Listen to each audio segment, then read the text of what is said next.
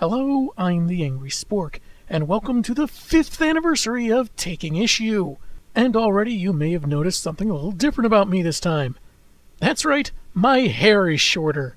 Last year saw me take a look at a plethora of 80s-related comics, a couple X-Men story arcs just to get to another that I intended to review in the first couple of seasons, and a 200th episode where I reviewed Shadow of the Batgirl with my interdimensional doppelganger, who I kinda had to zap in the head. I'm sure he's fine. What a great souvenir of that other time you assaulted me. And despite my distaste for the writer, I read James Tynion IV's Detective Comics run, though it was under false pretenses. You're telling me this crayon-scribbled, error-filled letter from a major publisher was a fraud? There was some unpleasantness regarding the Rage Ring, but I managed to get it out of my system. Though it's strange, I haven't seen Wine R for a while, and I can't remember why. Nobody knows the vineyards I've seen. Nobody knows but Martha Braw. Well, probably not important. I also bookended the season with some thought experiments about how I thought the Eternal stories could have played out differently, and possibly better, in a pre-Flashpoint context. Then, in a surprise 5-episode extension of the season, I did the same thing with the Detective Comics run, which, incidentally, was my original idea for this anniversary episode.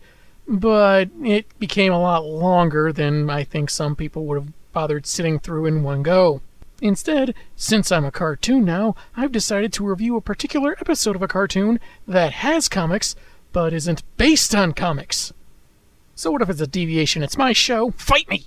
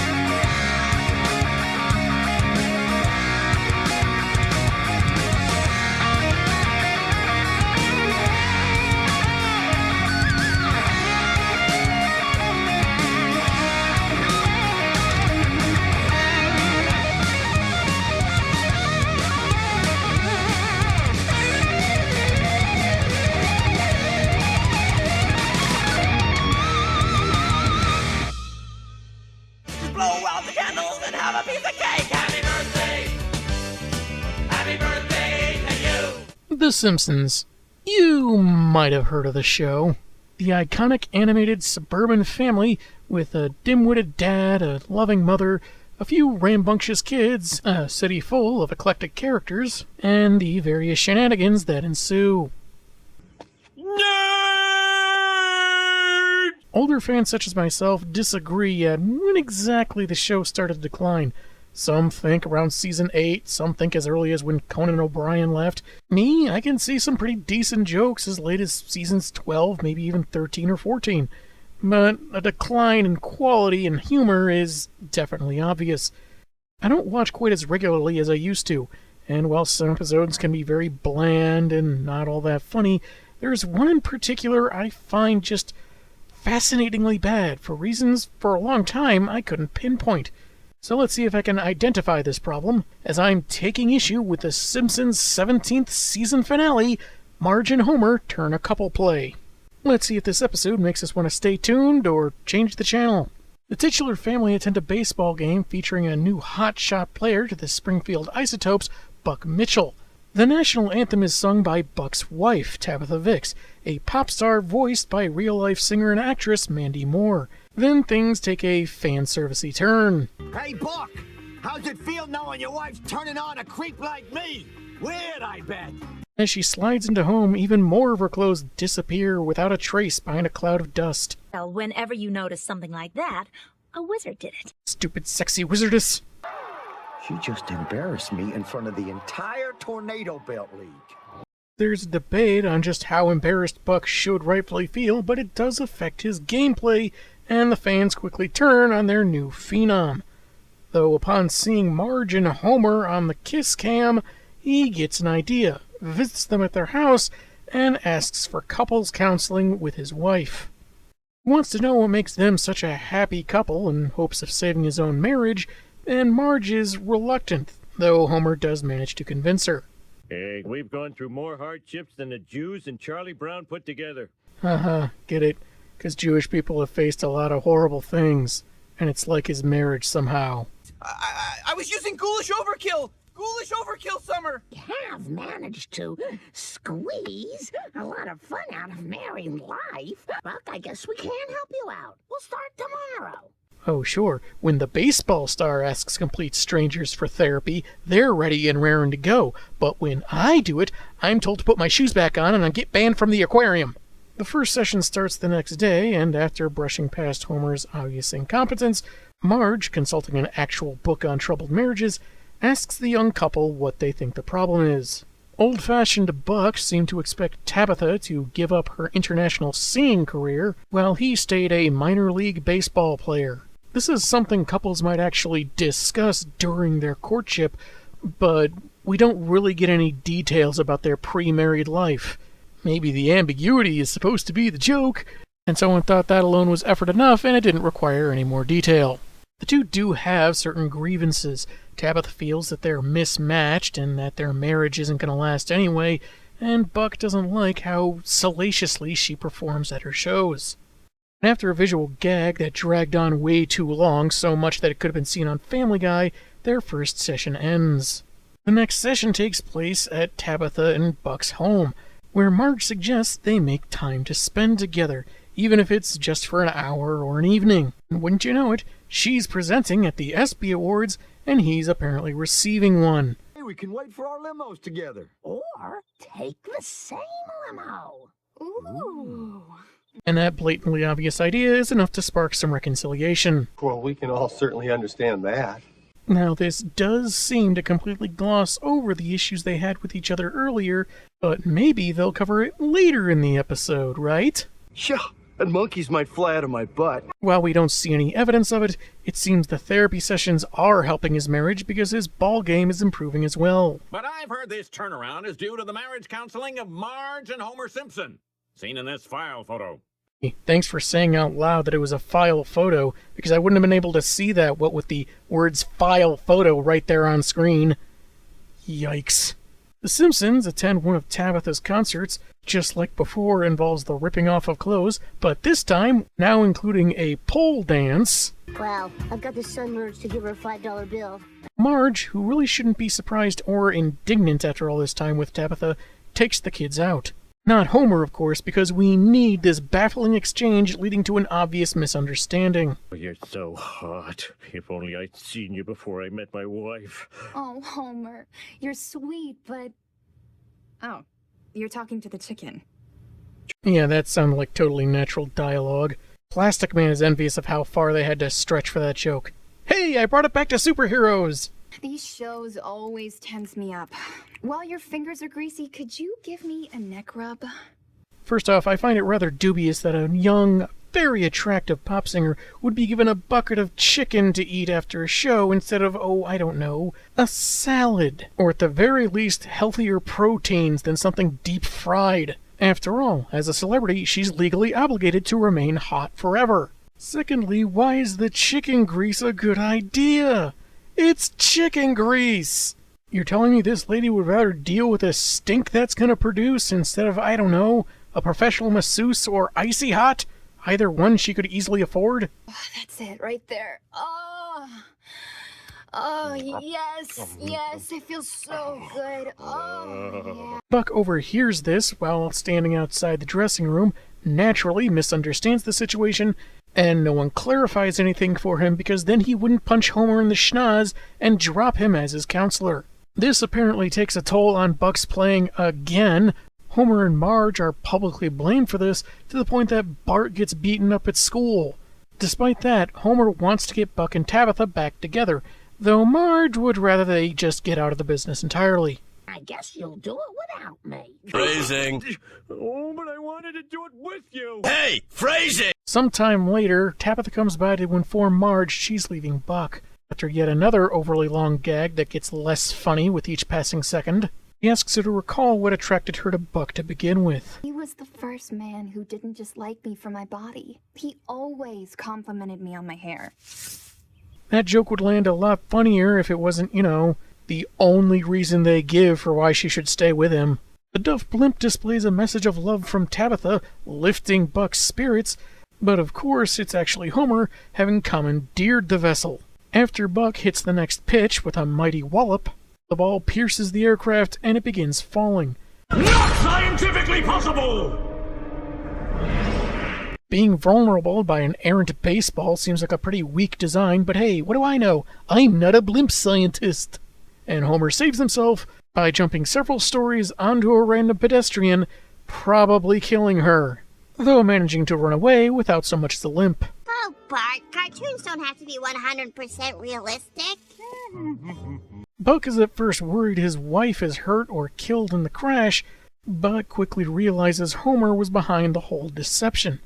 Before he can put that bat to a very different use, Marge comes to her husband's defense on the jumbo screen. Marriage is hard work, but it's worth it when you've got someone wonderful like I do.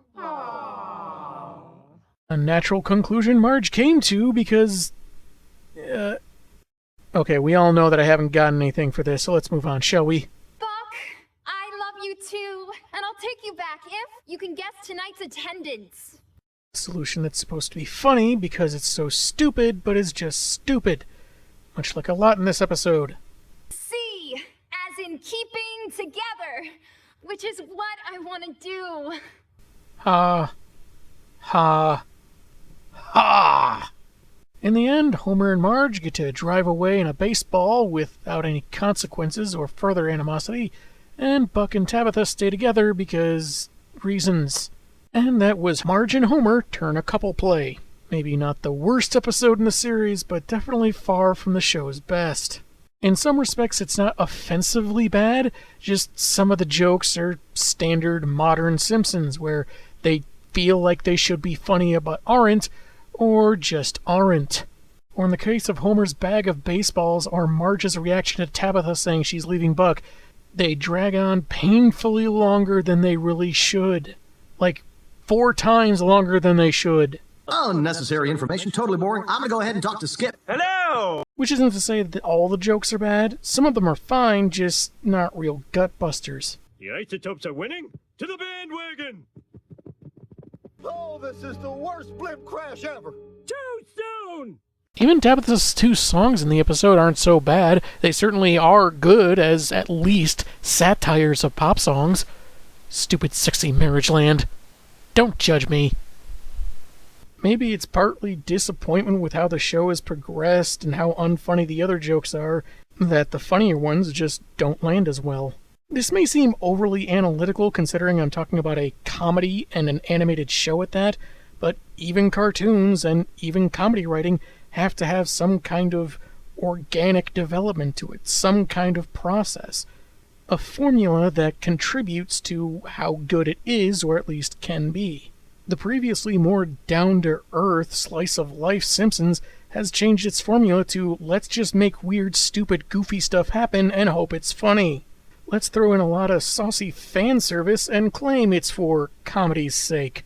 Years ago, the showrunners even admitted that when they don't have enough material for the episode proper, they just extend the couch gag, which they did in spades here. And yet this premise isn't terrible.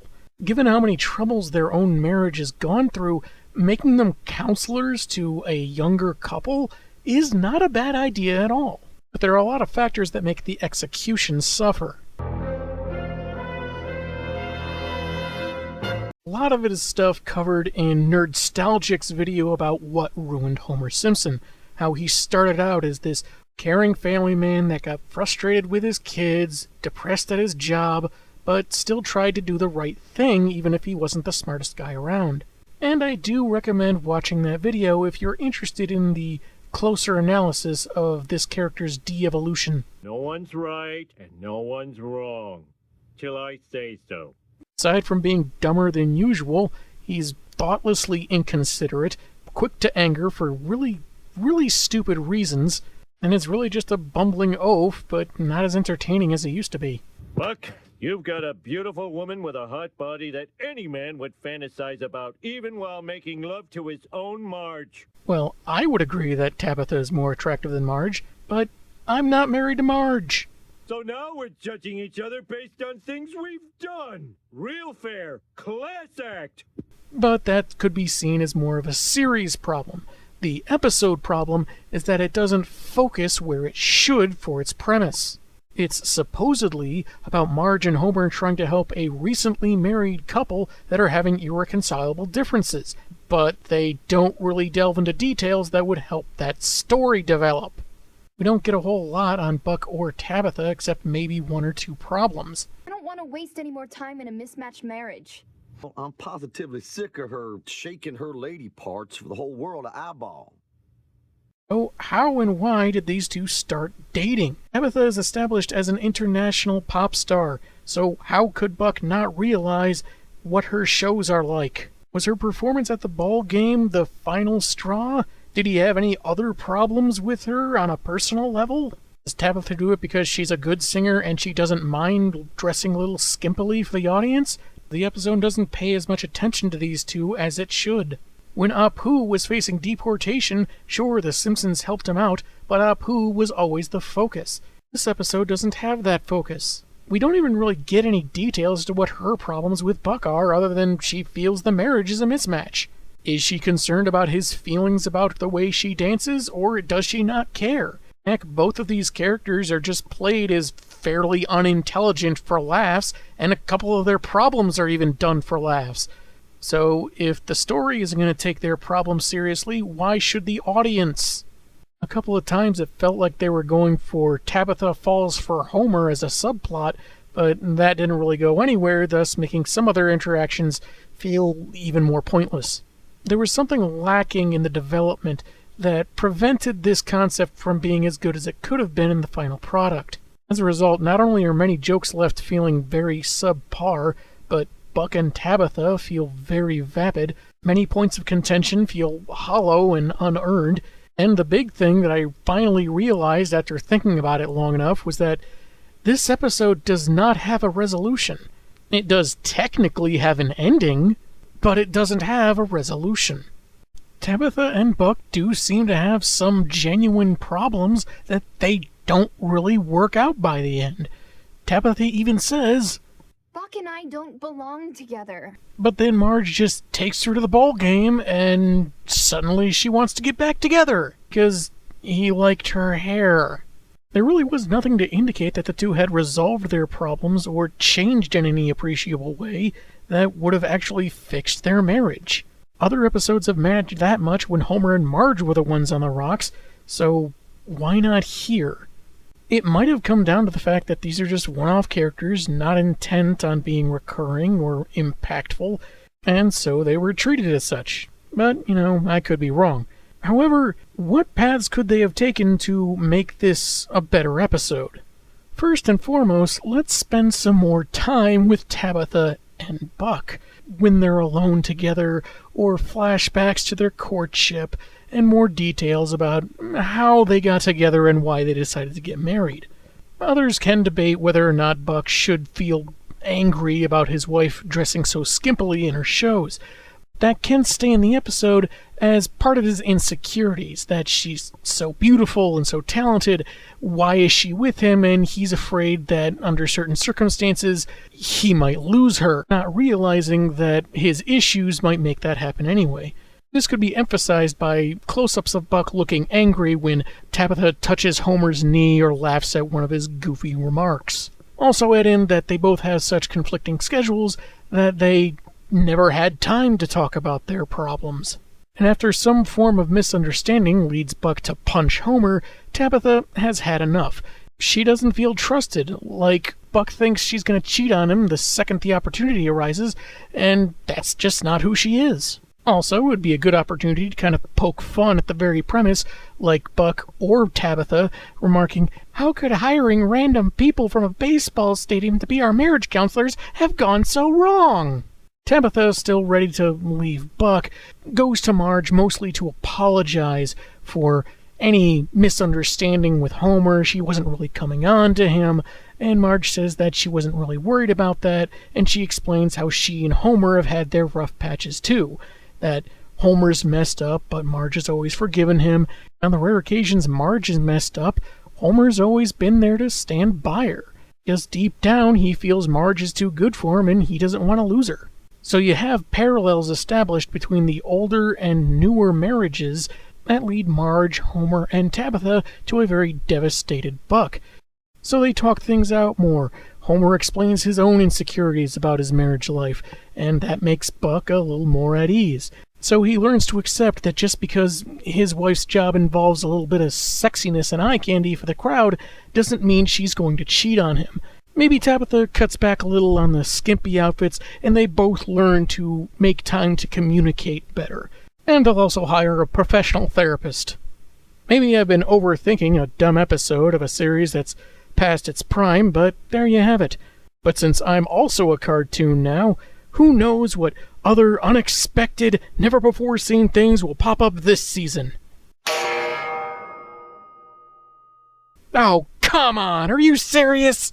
I'm doing the same thing for a freaking cartoon. Not even a well-drawn cartoon. I'm the Angry Spork, and man, if I got issues, wreck 'em.